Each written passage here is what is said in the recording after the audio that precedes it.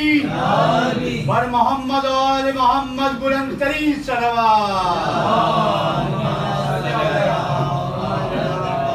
دنیا وفا پسند ہے، دی ہے وفا پسند، سجدہ وفا پسند، جمی ہے وفا پسند، کوئی بھی ہو جہاں میں کہیں ہے وفا پسند.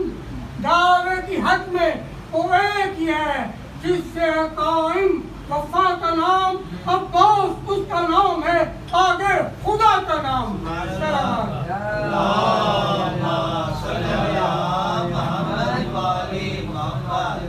أعوذ بالله من الشيطان اللعين الرجيم.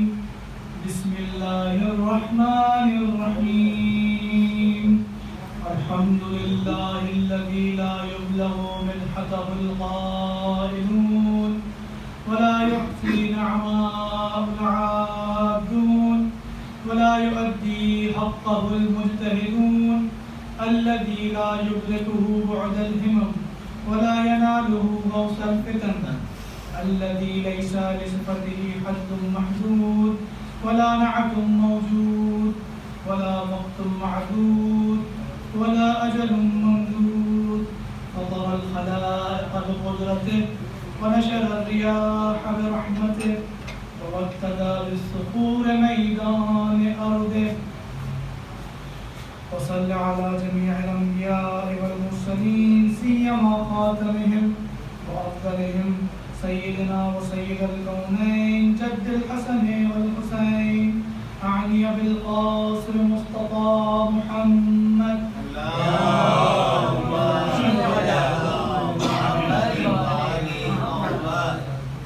صل على أهل بيته الطيبين الطاهرين المعصومين المنتجبين. وأما بعد فقد قال الله تبارك وتعالى في كتابه المجيد والفرقان الحميد: أعوذ بالله من الشيطان الرجيم وإنك لعلى خلق عظيم.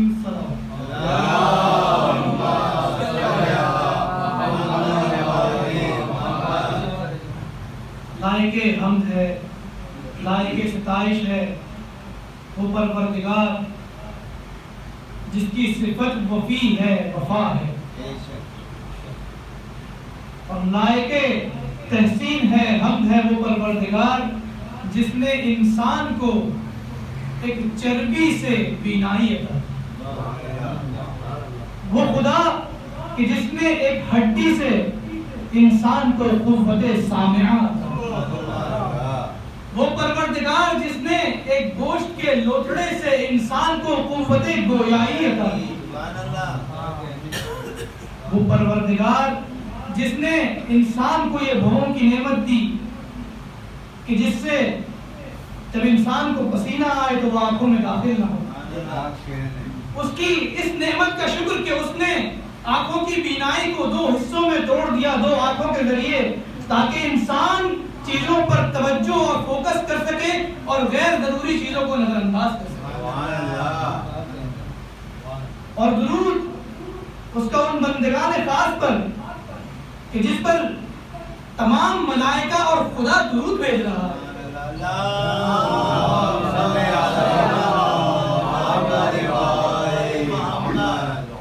وہ اہل بیت نبی کہ جن کے ذکر کے بغیر نماز ہی نہیں ہوتی. اللہ کا درود ہے محمد و آل محمد.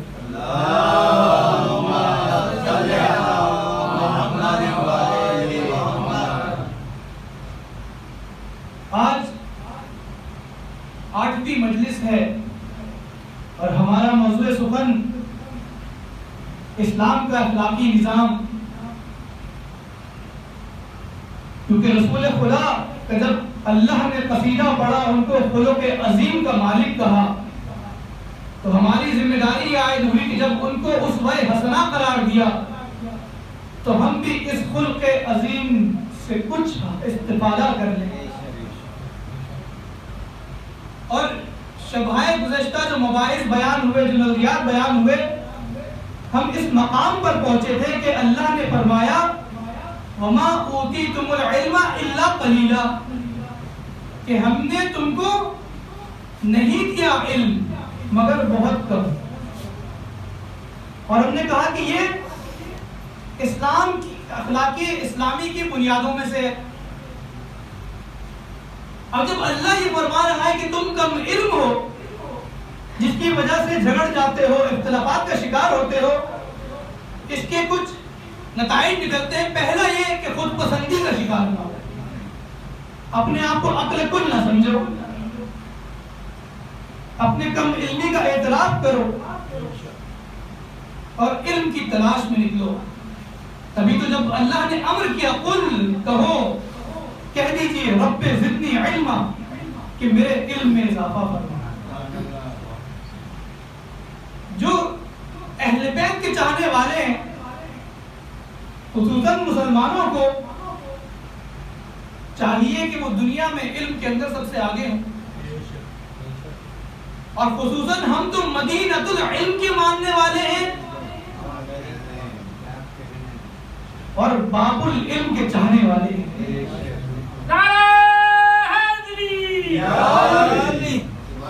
جو باب العلم کے چاہنے والے ہوں، ہمارا کردار یہ ہونا چاہیے، ہماری موقعیت یہ ہونی چاہیے، مقام یہ ہونا چاہیے کہ دنیا علم کے اندر ہماری پیروی کرے. یہ ہماری ذمہ داری ہے. اطلب العلم فریضۃ علی کل مسلم و مسلمہ. ہر مسلمان مرد اور عورت پہ واجب ہے کہ وہ علم حاصل کرے، فرض ہے. اب یہ ہماری ذمہ داری ہے کہ اپنی اولادوں کو علم کے اندر جتنا ہو سکے ان کو علم حاصل کروائیں، پڑھائیں. قوم کے وہ بچے جو علم حاصل نہیں کر سکتے، جو اسکولوں کی، یونیورسٹیز کی، جامعات کی فیسز نہیں دے سکتے، ان کی فیسیں بھریں اور اس مقام پر پہنچے کہ دنیا کہنے پر مجبور ہو جائے ہاں اللہ کی قسم یہ باب العلم کے ماننے والے ہیں. ایک درود بھیجتے پر محمد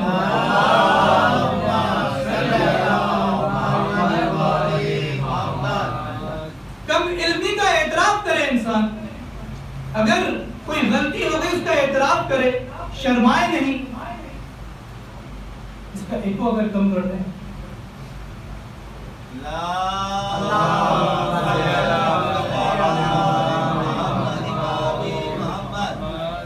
شرمائے نہیں. کوئی غلطی ہو گئی اعتراف کر لے. اگر آپ لوگوں کی محنت توجہ ہے، 90 کی دہائی میں ایک سائنسدان ہے، ان کا نام ہے اینڈریو لین. انہوں نے ایک مقالہ لکھا، ایک پیپر پبلش کیا، تحقیقی پیپر پبلش کیا، اور دنیا کے جو سب سے معتبر میگزین ہے، مجلہ ہے، اس میں وہ چھپا. اور اس میں انہوں نے کہا کہ ایسا سیارہ ڈھونڈ لیا ہے جو نیوٹرن اسٹار جو ہوتا ہے اس کے ارد گرد گھومتا ہے. اس پہ بہت تعریف ہوئی، نوبل پرائز ملنا تھا ان کو. کچھ مہینے بعد جب پریزنٹیشن کی تیاری کر رہے تھے تو انہوں نے پریزنٹیشن کی تیاری کے وقت یہ نوٹ کیا، متوجہ ہوئے کہ ایک بہت ہی بنیادی چیز وہ یہ کہ سیارہ سرکل میں، گولائی میں سورج کے ارد گرد نہیں گھومتا بلکہ بیضوی شکل میں، ایلپٹیکل شیپ میں گھومتا ہے. یہ بہت ہی بنیادی چیز ہے. اس کو انہوں نے نظر انداز کر دیا. اب بہت ہی شرمندگی کی بات ہے، نوبل پرائز ملنے والا ہے اور سارے کولیگ، سارے ان کے چاہنے والے وہاں موجود ہیں کہ کانفرنس میں جانا ہے. یہ کانفرنس روم میں داخل ہوئے اور داخل ہوتے ہی جب اسٹیج پہ گئے وہاں پہ جا کے کہا کہ لوگوں مجھ سے غلطی ہو گئی، نوبل پرائز ملنے والا ہے. اپنی غلطی کا اعتراف کیا اور حیرت انگیز طور پہ سب لوگ کھڑے ہوئے اور ان کو تشویق کرنے لگے، تالیاں بجانے لگے. اور لوگوں کا یہ ماننا تھا کہ ہم نے اتنی مردانگی آج تک نہیں دیکھی. یہ بھی تو اخلاقیت کی بلندی کی نشانی ہے. علم اخلاق کا ایک نام فتوت بھی ہے، علم فتوت. لا فتح الا علی لا سیف الا ذوالفقار. یہ فتوت فتح سے نکلا ہے، جوان مردی. تو انسان اپنی غلطی کا اعتراف کرے. اب انسان جب کم علم ہے، یہ پہلا مقدمہ ہے. اب اس سے جو نتیجہ نکلتا ہے وہ دوسرا مقدمہ ہے. قرآن کیا فرماتا ہے؟ عسى ان تكرهوا شيئا وهو خير لكم وعسى ان تكرهوا وعسى ان تحبوا شيئا وهو شر لكم. کیونکہ تم کم علم ہو، توجہ ہے قرآن کیا کہہ رہا ہے؟ کیونکہ تم کم علم ہو، بہت سی ایسی چیزوں کو چاہتے ہو، تمہیں پسند ہے جو کہ تمہارے لیے اچھی نہیں ہے، اور بہت سی ایسی چیزوں کو تم ناپسند کرتے ہو، ان سے نفرت کرتے ہو، وہ تمہارے لیے اچھی ہیں. کیونکہ انسان کم علم ہے. اگر ایک بچہ ہے علم نہیں رکھتا، اس کے سامنے کھلونا رکھے اور 1 لاکھ روپے رکھ دیں، اس کو یہ نہیں معلوم کہ اس سے 1 لاکھ کھلونے آ سکتے ہیں، وہ کھلونے کو اٹھائے گا، اس کو چھوڑ دے کیونکہ کم علم ہے. عسى ان تكرهوا شيئا. اب تمہارے لیے، انسانوں کے لیے، انسانوں کو پسند یہ ہے کہ فجر کے وقت، صبح کے وقت سو رہے ہیں، نیند پسند ہے. لیکن اسلام کیا کہتا ہے کہ نہیں، تمہارے لیے بہتر ہے کہ تم اس وقت چاہو. تم کو پیسہ پسند ہے لیکن تمہاری بھلائی یہ ہے کہ تم انفاق کرو. تم کو اپنی سلامتی پسند ہے، اپنی جان قیمتی ہے، لیکن تمہاری اور تمہارے معاشرے کی بھلائی اس میں ہے کہ تم جہاد کرو. توجہ ہے. اب انسان چونکہ کم علم ہے، وہ نہیں جانتا، اس لیے ان چیزوں کو چاہنے لگتا ہے جو اس کے لیے فائدہ مند نہیں ہے. اب یہ کون جانتا ہے کہ اس کے لیے فائدہ مند کیا ہے؟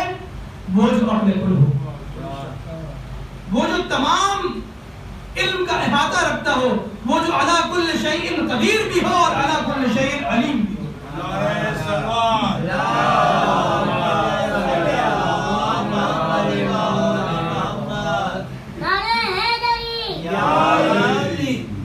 یا وہ علم رکھتا ہے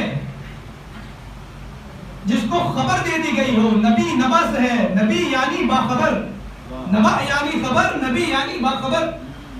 تو وہ علم رکھتا ہے جس کو خبر دے دی ہو، یا وہ علم رکھتا ہے جو ممبر سلونی پر چڑھ کے کہتا ہے سلونی سلونی قبل ان تفقدونی، پوچھ لو اس سے پہلے کہ مجھے اپنے درمیان نہ ہو.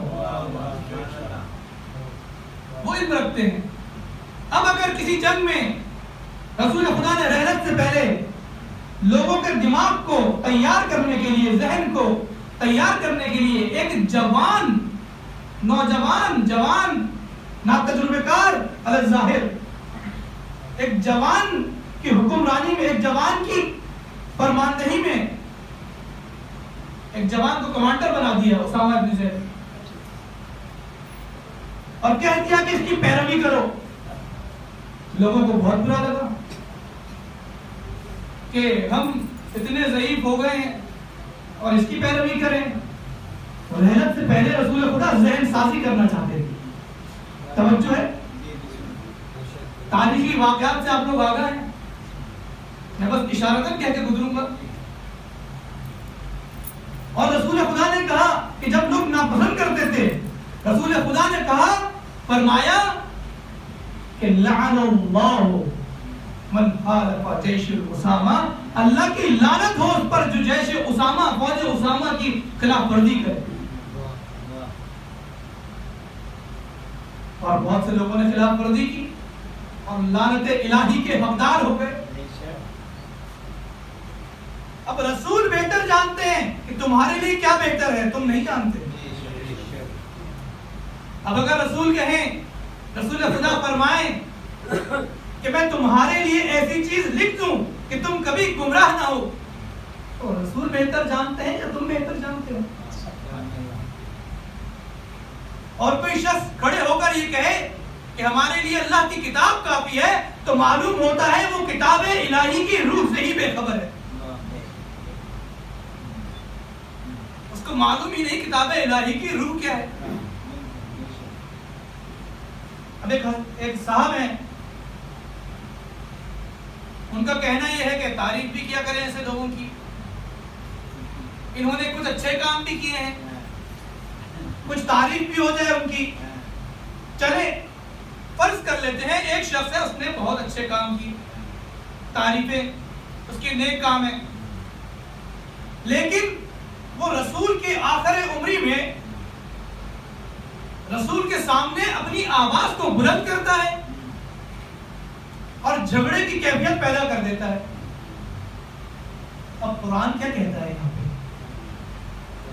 لا ترفعوا صوتکم فوق صوت النبی، اپنی آواز کو نبی کی آواز سے اونچا نہ کرو۔ کیوں اونچا نہ کرو؟ کیا ہوگا؟ ان تحبط اعمالہم، جس نے اتنے نیک کام کیے تھے، زندگی بھر نیک کام کیے تھے، فرض کر لیجئے، لیکن جب اس نے اپنی آواز کو نبی کی آواز کے سامنے بلند کر دیا، اس کے سارے اعمال حق ہو گئے۔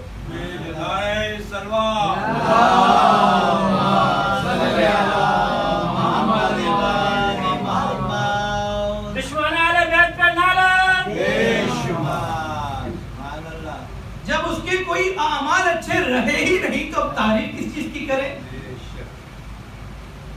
کوئی بے وقوف ہی تعریف کر سکتا ہے۔ ایک درود بھیجو محمد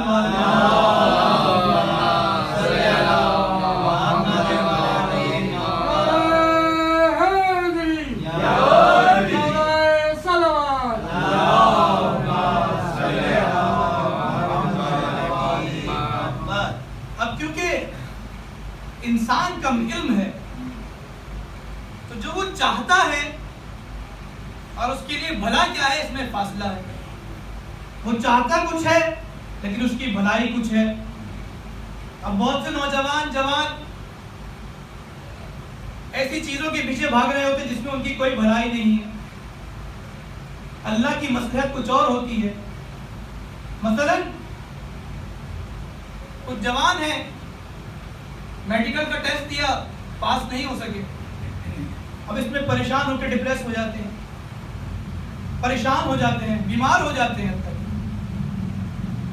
لیکن کیا پتا تمہاری بھلائی اسی میں ہو؟ کیا پتا کسی اور یونیورسٹی میں تمہارا داخلہ ہو، کسی اور شہر میں، کسی اچھی یونیورسٹی میں کسی اور شہر میں تمہارا داخلہ ہو اور تمہیں وہاں کوئی اچھا دوست مل جائے، وہاں تمہیں کوئی اچھی فیملی مل جائے۔ جیسے کوئی اچھی فیملی ملے گی اور آپ کی معلوم ہوا اس اچھی فیملی میں شادی ہو گئی، پھر آپ کے سمجھ میں آئے گا آپ کی بھلائی اسی میں۔ یا بہت سی خواتین چاہتی ہیں کہ وہ جاب کریں، جو سہانے خواب دکھائے جاتے ہیں آج کل،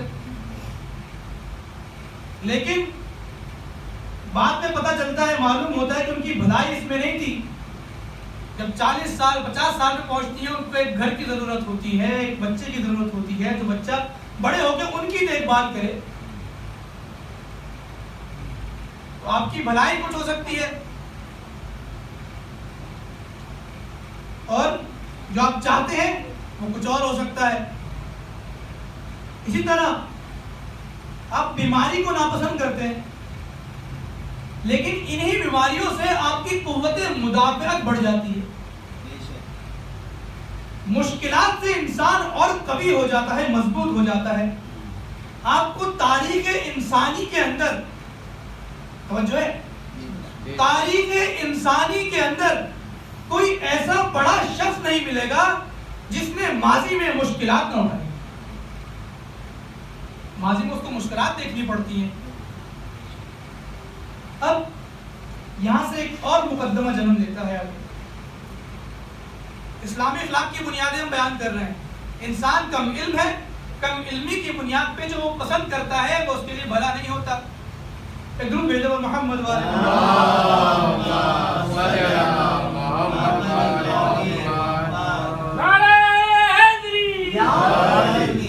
اب تیسری بنیاد کیا ہے کہ قرآن کہتا ہے کہ تمہیں جو بھی نقصان پہنچتا ہے وہ بھی تمہارے عمل کی سبب ہے، اور جو بھی فائدہ پہنچتا ہے وہ بھی تمہارے ہی عمل کی سبب ہے۔ جو بھی تمہیں خیر پہنچتا ہے وہ تمہارے عمل کی سبب ہے، جو شر پہنچتا ہے وہ۔ اب آپ سوال کریں قبلہ ہم نے تو زندگی میں کچھ اور دیکھا ہے، توجہ ہے کہ میں نے تو فلاں شخص کا نقصان پہنچایا تھا، گاڑی کھڑی ہوئی تھی، گاڑی پہ اسکریچ مارتے ہوئے گزر گیا تھا، جی بہت سے لوگوں کو یہاں پہ مسئلہ ہوتا ہے، وہ چابیوں کے ساتھ، فلاں کی بائک کھڑی ہوئی تھی، میں تو پیٹرول کا پائپ نکال کے بھاگ گیا، میں نے تو اس کا نقصان کر دیا۔ آپ تو کہتے ہیں کہ انسان کا عمل اس کو نقصان پہنچاتا ہے، تو میرے عمل نے دوسرے کا نقصان پہنچا دیا، یا آپ کہتے ہیں فلاں شخص نے مجھے اذیت پہنچائی۔ اب یہاں پہ تیسرا مقدمہ قرآن کا، لہا ما کسبت وعلیہا ما اکتسبت، جو بھی تم فائدہ پہنچاتے ہو اپنے آپ کو پہنچاتے ہو، جو بھی نقصان پہنچاتے ہو اپنے آپ کے لیے پہنچاتے ہو۔ لا یضر کیدکم شیئا، لا یضرکم، تم کو کوئی چیز نقصان نہیں پہنچاتی مگر یہ کہ خود تم۔ قرآن کی نظر میں توجہ ہے، درود بھیجو اور محمد اللہم صلی علی محمد۔ قرآن کی نظر میں برا عمل، برائی اور اچھائی انسانی فعل کی صفت ہے، خیر و شر انسانی فعل کی صفت ہے۔ انسان اور انسانی روح کو اس کا عمل ہی نقصان پہنچا سکتا ہے۔ قرآن کی نگاہ سے بیماری شر نہیں ہے، ہاں یہاں پہ دو شر اور خیر متصور ہے، ان کا تصور کیا جا سکتا ہے۔ پہلا یہ کہ آپ کا وہ عمل جس کی سبب بیماری آ گئی، آپ نے کوئی ایسی غلطی کی، کوئی ایسا گناہ کیا جس کی وجہ سے آپ پر بیماری آ گئی، آپ نے جانتے بوجھتے ایسی چیز کھائی جو آپ کے لیے نقصان دہ تھی اور آپ بیمار ہو گئے، تو آپ کا عمل شر تھا، توجہ ہے، آپ کا عمل شر تھا لیکن یہ بیماری شر نہیں ہے۔ اب یہ ایک ہو گیا۔ دوسرا تصور کیا ہے؟ وہ شر و خیر ہو سکتا ہے آپ کا عمل، وہ ہے توجہ، تھوڑا مشکل بنی ہوئی ہے،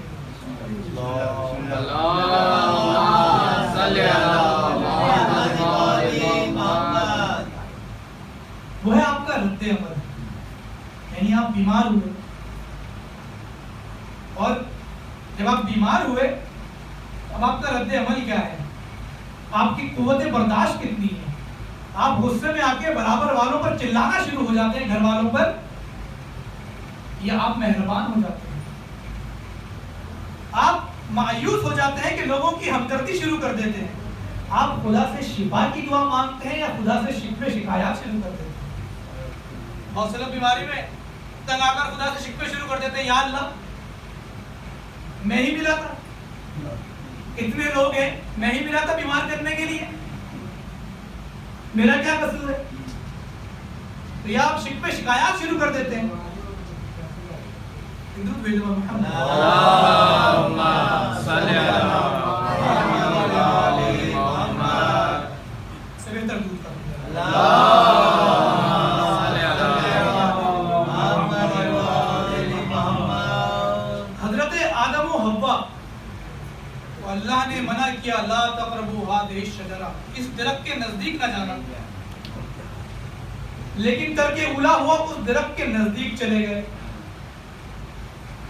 یہ ایک عمل تھا، یہ عمل شر تھا، ترک اولا تھا، اور اس کا نتیجہ کیا نکلا کہ جہنم سے، جنت سے نکال دیا گیا، جنت سے نکال دیا گیا اور زمین پر آئے۔ یہ ان سے ایک عمل شر ہوا۔ اب جو جنت سے نکال دیا گیا، اب اس پہ رد عمل کیا ہے؟ توجہ ہے، پہلا عمل جس کی وجہ سے جنت سے نکالا گیا، اب رد عمل کیا ہے؟ اب رد عمل شر بھی ہو سکتا ہے، خیر بھی ہو سکتا ہے۔ یہاں پہ کیا ہے؟ اللہ ایک پھل کھانے پہ اتنا برا، لیکن اگر چاہے تو خیر سے اپنے پرانے عمل کو پلٹ سکتے ہیں، جبران کر سکتے ہیں۔ اور ہوا یہی کہ انہوں نے توبہ کی اور اتنا روئے کہ اللہ نے پھر آخر توبہ قبول کر لی، اور آپ لوگ واقعہ جانتے ہیں پنجتن کے صدقے۔ بل محمد وآل محمد صلوات۔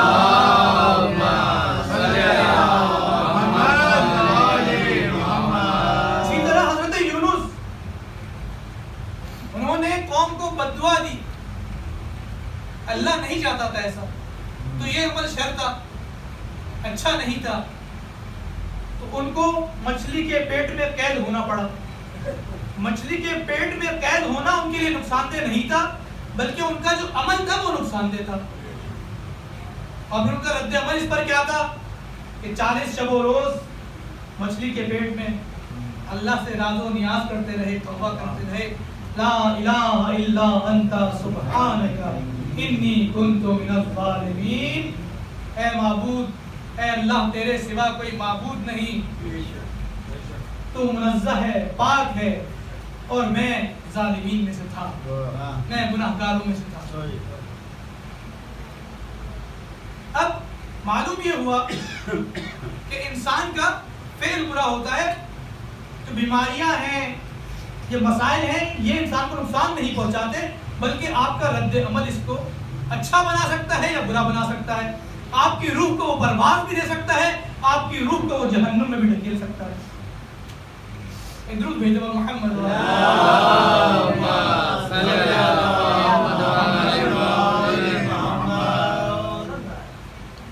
اب انسان جو ناپسند کرتا ہے اور جو شر ہے وہ مختلف ہے.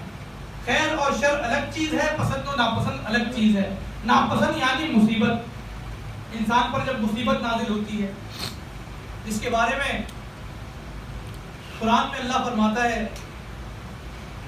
وَلَنَبْلُوَنَّكُمْ بِشَيْءٍ مِّنَ الْخَوْفِ وَالنَّقْصِ الْأَمْوَالِ وَالْأَنفُسِ وَالثَّمَرَاتِ وَبَشِّرِ الصَّابِرِينَ الَّذِينَ إِذَا أَصَابَتْهُمْ مُصِيبَةٌ قَالُوا إِنَّا لِلَّهِ وَإِنَّا إِلَيْهِ راجعون.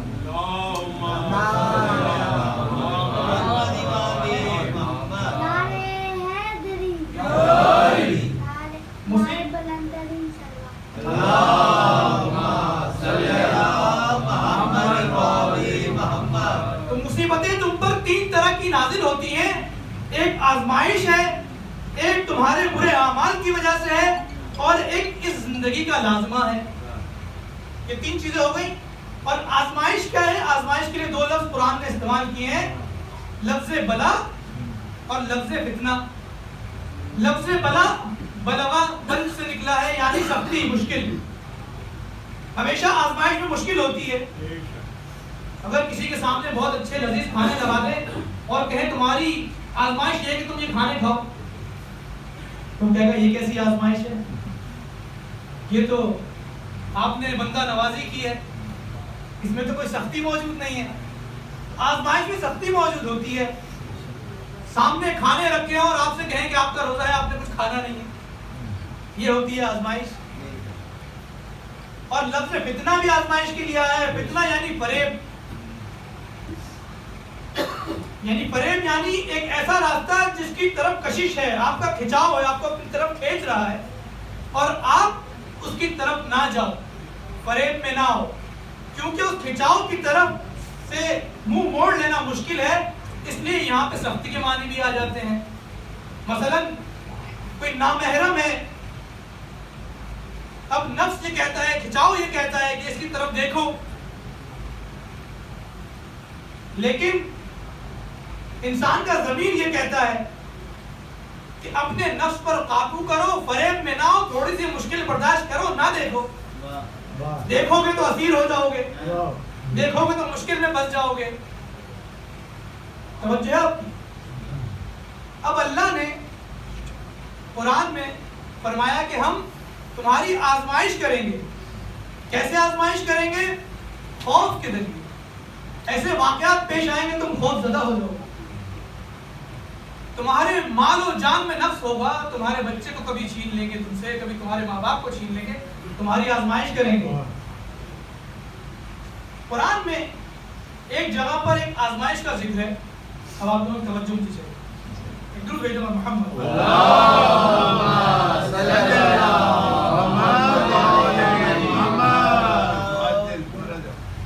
سپاہ طالوت اور جالوت کے بارے میں کہ قرآن میں اللہ فرماتا ہے الم ترى الى الملأ من بني اسرائيل من بعد موسى اذ قالوا لنبي لهم بعثنا ملکا. کہ کیا آپ نے نہیں دیکھا ہے حبیب کہ جب بنی اسرائیل کا ایک جمع غفیر اپنے نبی کے پاس آیا موسیٰ کے بعد اور کہا کہ قالو، کہنے لگا ان سے کہ ہمارے لیے کوئی حکمران بنا دے. توجہ آپ لوگوں کی، بنی اسرائیل کا ایک جمع غفیر آیا اور نبی کے پاس آ کے کہنے لگا کہ ہمارے لیے حکمران بنا دے. ہزاروں سال پہلے بنی اسرائیل کو یہ پتا تھا کہ اگر کوئی حکمران بنا سکتا ہے تو وہ نبی بنا سکتا ہے. آج کے مسلمانوں کو یہ بات نہیں پتا. اور آگے اگلی آیت میں اللہ تبارک و تعالیٰ ارشاد فرماتا ہے، قرآن میں آیت ہے، وَقَالَ لَهُمْ نَبِيٌّ، اور ان سے ان کے نبی نے کہا، إِنَّ اللَّهَ قَدْ بَعَثَ لَكُمْ طَالُوتَ مَلِكًا، کہ بتحقیق اللہ نے تمہارے لیے طالوت کو حکمران بنایا. نبی چاہتے تو حکمران بنا سکتے تھے نا، کہنے نبی کو آئے تھے، لیکن نبی نے حکمران نہیں بنایا، بلکہ فرمایا کہ اللہ نے تمہارے لیے طالوت کو حکمران بنایا ہے. تو معلوم ہوا حکمران بنانے کا عہدہ، ذمہ داری نبی کے پاس بھی نہیں بلکہ اللہ کے پاس ہے. وہ کہتا ہے بلغ ما انزل الیک من ربک، پہنچا دیجئے. اور جیسے ہی وہ کہتا ہے پہنچا دیجئے، رسول خدا غدیر پر انتظام کرتے ہیں، علی کا ہاتھ تھام کر بلند کرتے ہیں اور فرماتے ہیں من کنت مولا فہذا علی مولا.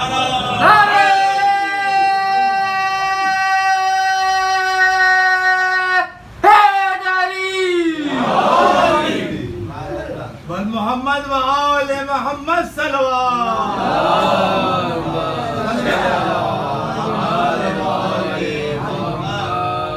اس سے بہتر درود ختم کریں. اللہم صلی علی محمد و آل محمد.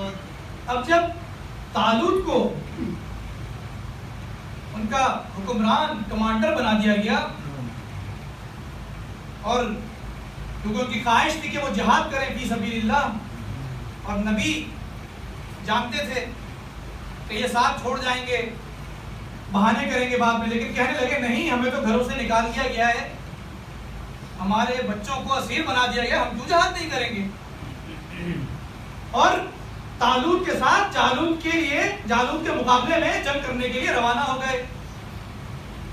دھوپ ہے، شدید دھوپ ہے، تپش ہے اور پیاسے ہیں.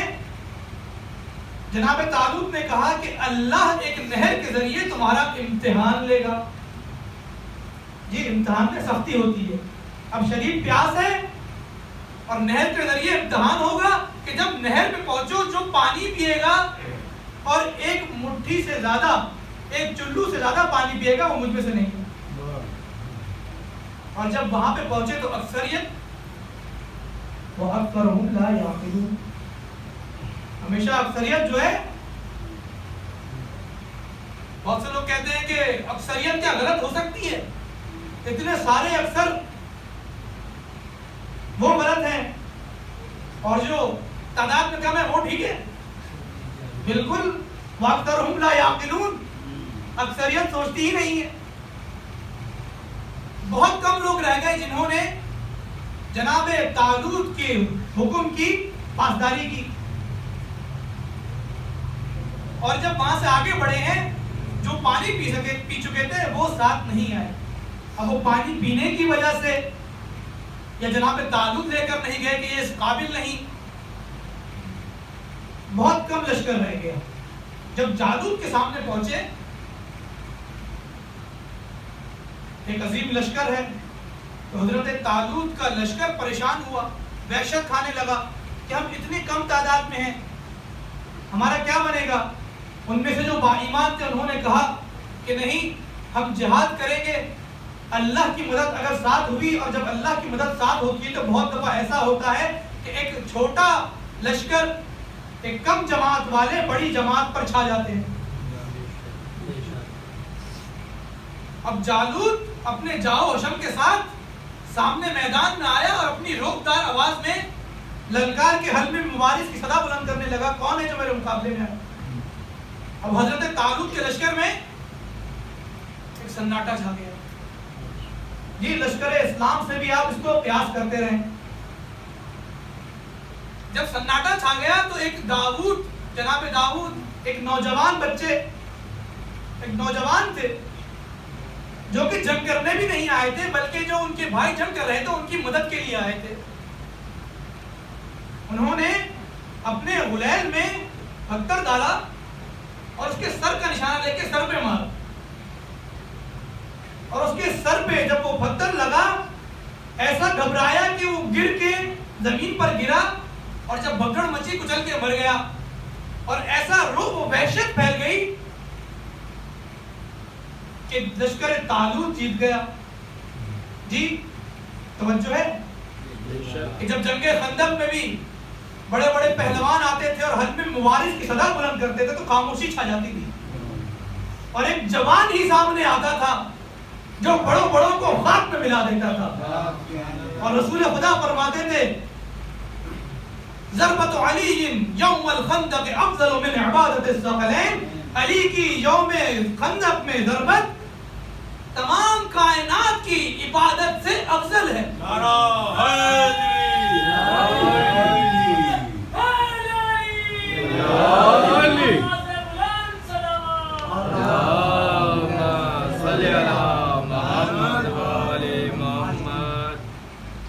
या जब जंग सिफ़ीन में लोगों ने नौजवान को देखा,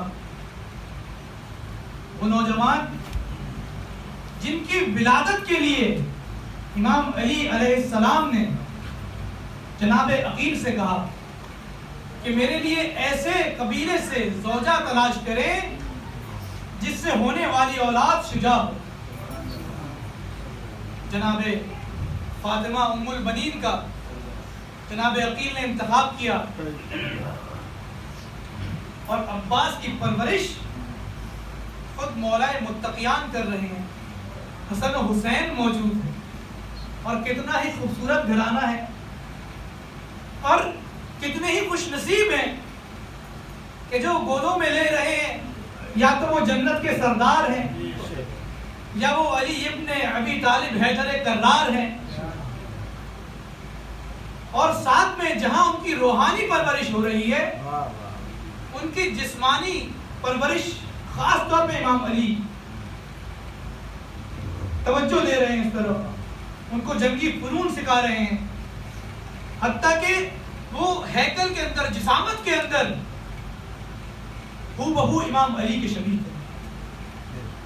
जब एक जंग के अंदर दुश्मन ने ललकार के मौला को पुकारा कि मेरे मुकाबले पर आए, तो कल्ब लश्कर को छोड़ने के लिए मौला अली ने अपनी ज़िरा और अपने लिबास को अब्बास के साथ तब्दील किया, और अब्बास कल्ब लश्कर में खड़े हैं, मौला जंग करके आए हैं, तो मौला का लिबास, मौला की कुलाहूर, मौला की ज़िरा, हज़रत अब्बास की जवानी, दोनों की ज़िरा अंदाजे की, दोनों के लिबास एक अंदाजे के, बहुत कलावत है हज़रत अब्बास।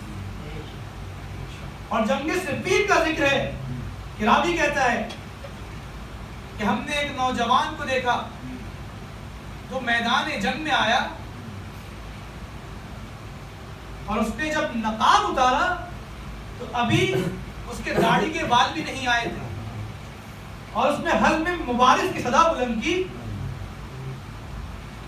तो गालिबन अशअता करके एक शख्स है, उसको हाकिम शाम ने कहा कि जाओ जंग करो। उसने कहा वाह हो तुम पर, मैं 100 घोड़ों का मुकाबला करने वाला, 1000 घोड़े सवार का मुकाबला करने वाला, इस बच्चे की जंग पे जाऊं, इसके लिए मेरा बच्चा ही काफी है। उसने अपने एक बेटे को भेजा, सामने हैदर कर्रार का बेटा था, सामने अब्बास था, सामने अली का शेर था, उसको जमीन पर गिराया, वासिले जहन्नम किया।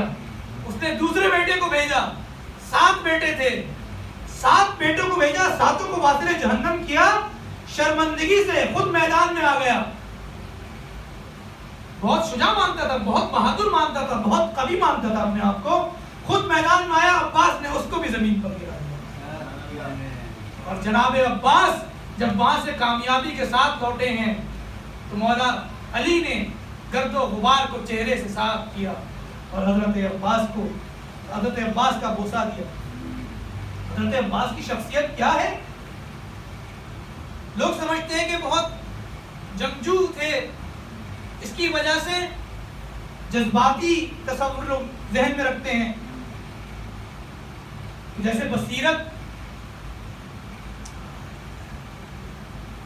جب امام حسن کی صلح ہوئی تو بہت سے نزدیکی لوگ بھی ساتھ چھوڑ گئے اور امام حسن کو نعوذ باللہ مذل المؤمنین کہنے لگے۔ لیکن کہیں پر بھی یہ نہیں ملتا کہ حضرت عباس جو کہ بہت شجاع تھے، انہوں نے کوئی جملہ کہا ہو، کوئی نصیحت کی ہو، نہیں، بلکہ اپنے آقا کے فرمان کے مطیع ہیں، اطاعت گزار ہیں۔ تبھی تو زیارت میں آپ پڑھتے ہیں السلام علیکہ ایھا العبد الصالح المطیع للہ، جو اللہ کا اطاعت گزار ہے، ولی رسول اور ان کے رسول کا، ولی امیر المؤمنین ولی الحسن والحسین، جو امیر المؤمنین اور حسن اور حسین کے مطیع ہیں، اطاعت گزار ہیں۔ ہر جگہ حسن کے ساتھ ہیں، امام حسن کے ساتھ دے رہے ہیں، بھائی حسن کا ساتھ دے رہے ہیں۔ اور جب امام حسن کوفے سے صلح کے بعد مدینے آئے ہیں، جب لوگوں کی امداد کے لیے نکلتے ہیں تو عباس ساتھ ہوتے ہیں، لوگوں کی امداد کرتے ہیں، لوگوں کی مشکلات کو حل کرتے ہیں، اسی لیے ان کا لقب پڑ گیا باب الحوائج۔ یہ لقب اسی زمانے میں ملا، باب الحوائج کا۔ اور حضرت عباس صبر کے ساتھ ظلم سہ رہے ہیں، دیکھ رہے ہیں۔ ہاں البتہ ایک وقت آیا جب عباس حسین کے ساتھ اپنے بھائی حسن کا جنازہ دفنانے جا رہے تھے، جب بھائی کے جنازے پر تیر دیکھے تو ہاتھ تلوار کی طرف لے گئے، تلوار کو نیام سے کھینچنے لگے۔ امام حسین نے اپنا ہاتھ رکھا، عباس ابھی نہیں، عباس صبر کر چکا۔ ایھا العبد الصالح، اتنے نیک ہیں کہ جوانی میں جبین پر عبادت کے نشان ہیں۔ بڑھاپے میں آ جائے ایک الگ بات ہے، لیکن جوانی میں جبین پر عبادت کے نشان ہیں۔ اور امام صادق علیہ السلام حضرت عباس کے بارے میں فرماتے ہیں وَقُلْنَا عَمَّنَا، ہمارے جو چچا تھے، چچا عباس، نَابِضُ الْبَصِيرَةِ، وہ بہت بصیرت تھے۔ بعض لوگ روایات پڑھتے ہیں کہ حضرت حسین کو کسی اور کا واسطہ لینا پڑتا تھا عباس کو روکنے کے لیے۔ یہ سوال ہی پیدا نہیں ہوتا، حسین کہیں اور عباس مانے نہیں، بہت بصیرت تھے۔ صلب الایمان، صلب الایمان، اور ایمان میں اپنے بہت پختہ تھے۔ اور ہر جگہ بھائی کے ساتھ ہیں، پہلے امام حسن کا ساتھ دیا، پھر امام حسین کے ساتھ ساتھ جب مدینے میں امام حسین کو مدعو کیا، عباس ساتھ دیا۔ کوئی ایسا مقام نہیں ہے کہ بھائی کو چھوڑا ہو۔ میدان کربلا میں جب روز عاشور وقت پڑا ہے تو حضرت عباس نے پہلے اپنے بھائیوں کو بھیجا، اپنے تینوں بھائی کو بھیجا اور کہا کہ جاؤ مولا کا دفاع کرو، حسین کا دفاع کرو، تمہاری کوئی اولاد نہیں، میں تمہارے لیے عزاداری کروں گا۔ ایمان میں بہت پختہ ہے، لیکن سوچ سکتے ہیں جو اس قدر وفادار ہو، اس قدر حسین سے محبت کرتا ہو، جس کو تیار ہی کربلا کے لیے کیا گیا ہو، اس کے لیے کتنا مشکل ہوگا کبھی وہ قاسم کو کٹتا ہوا دیکھے، کبھی وہ علی اکبر کے لاشے کو پامال دیکھے، ٹکڑے ٹکڑے دیکھے، کبھی وہ اور محمد کا جنازہ دیکھے۔ عباس کے لیے بہت مشکل تھا، عباس گھٹ گھٹ کے مر رہے تھے، دیکھ رہے ہیں آقا کا لشکر کٹ رہا ہے، کب موقع ملے گا، کب میں جاؤں گا جہاد کروں گا۔ روایت کے جملے ہیں کہ جب پیاس کی شدت بہت زیادہ بڑھ گئی، خیموں میں القتش کی صدائیں آنے لگی. مولا حسین نے عباس کو بلایا, بھائی آؤ پانی لے کر آتے ہیں. معتبر مقاتل میں لکھا ہے کہ مولا حسین اور حضرت عباس پانی لینے کے لیے لانے کے لیے ساتھ آئے ہیں میدان میں, اور ساتھ ایسی جنگ کر رہے ہیں کہ آج تک ایسی جنگ دنیا نے نہیں دیکھی. پشت تو پشت ایک دوسرے کا دفاع کر رہے ہیں. حسین پر کوئی وار آنے لگتا ہے, عباس دفاع کرتے ہیں. اسی اثنا میں دشمن نے عباس اور حسین کے درمیان فاصلہ ڈال دیا. عباس نہر فرات پر پہنچ گئے.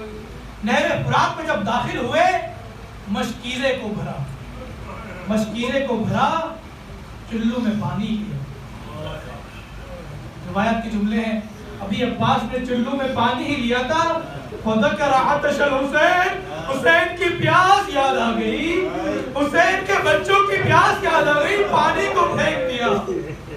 رجس پڑھتے جا رہے ہیں, یا نفس بن بعد الحسین ہونی, اے نفس, اے میری جان, حسین کے بعد تمہاری زندگی کے کیا معنی ہے؟ حسین مر جائے اور میں باقی رہوں. یہ رجس پڑھتے جا رہے ہیں, پانی کو بھرا, خیام کی طرف روانہ ہوئے, اور صدائیں بلند ہیں اللہ اکبر کی. ادھر سے امام حسین صدا بلند کر رہے ہیں, السلام علیکہ یا ابو الفضل عباس. امام حسین نے صدا بلند کی, انا ابن حیدر, انا ابن رسول اللہ, میں رسول اللہ کا بیٹا ہوں, تاکہ عباس کو بتا دیں ابھی میں زندہ ہوں. ادھر سے عباس نے صدا بلند کی, انا ابن حیدر, میں حیدر کا بیٹا ہوں, میں ابھی زندہ ہوں. اتنے میں ایک شکی نے وار کیا, عباس کا سیدھا ہاتھ قلم ہو.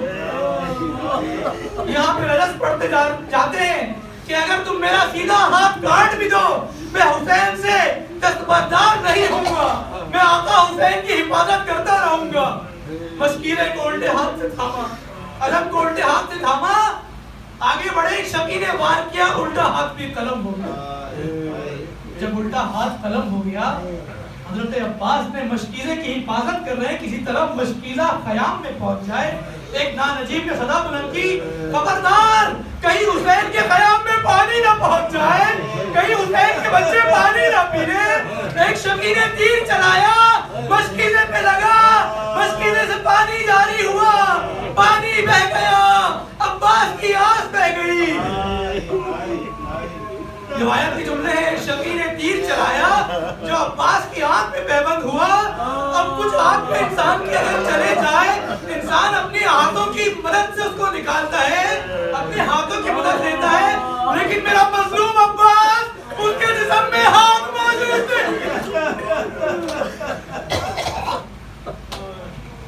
حضرت عباس نے اپنے زانوں کی مدد سے جھک کر تیر کو نکالنا چاہا, جیسے ہی سر کو جھکایا, ایک شکی نے گرز مارا, عباس کا سر شکافتا ہوا. زمین کربلا پر آئے, جس طرح آئے, جو بھی گرتا ہے اپنے ہاتھوں کو سہارا لیتا ہے, لیکن جب عباس ہاتھ نہیں ہے, رخسار کے بل کربلا کی گرم زمین پر آ گرے, فریاد بلند کی, آخا ادرک آخا, بھائی مدد کو پہنچو.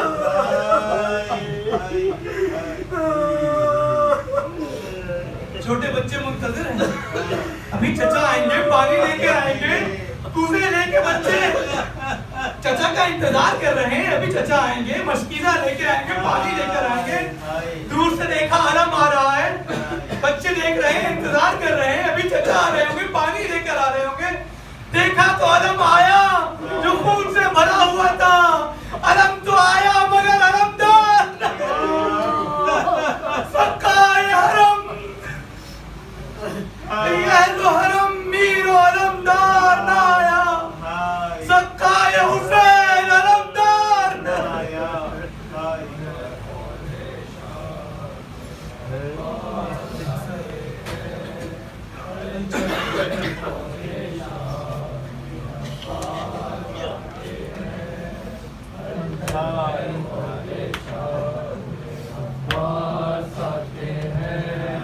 ہلچل ہے فوج شام میں.